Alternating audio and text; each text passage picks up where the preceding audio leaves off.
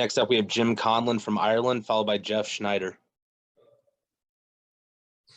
Hi, Kevin. Kevin, I know you've been around the NBA for a long time now at this stage, but were there any still learning points or learning curves that you learned from last night?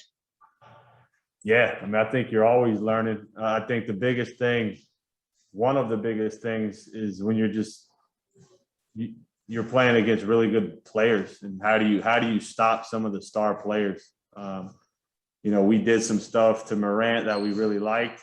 Some stuff that we have talked about a lot in our practice and stuff, and we haven't had to use a lot, but last night we were able to use some of that.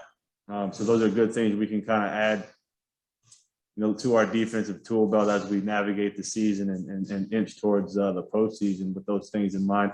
And then, again, the situation that we're in it's difficult because you just don't have guys. You don't have the guys that you're used to. So how does that impact the rotations? That was a big thing from last night, and trying to clean that up. Given that we're short bodies, how can you still maintain the guys' normal rotations the best you can, but also being mindful that you're down certain positions? So that's probably the biggest balancing act, I think, right now. And Kevin, just a vested question here, given your Irish connection.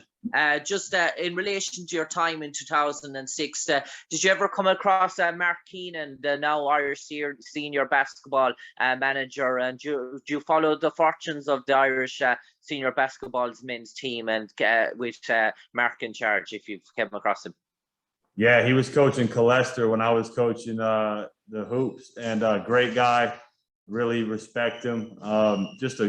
Like most of you and your countrymen, just really good people. Really liked getting to know him. But yes, I follow the national team quite a bit. I've had Ian O'Boyle was a former player of mine that played on the national team for years. So through that connection, I've kind of followed the national team. I know that they had a really good summer, and I think the future is really bright for the national team there. I'm glad to see it kind of having a resurgence.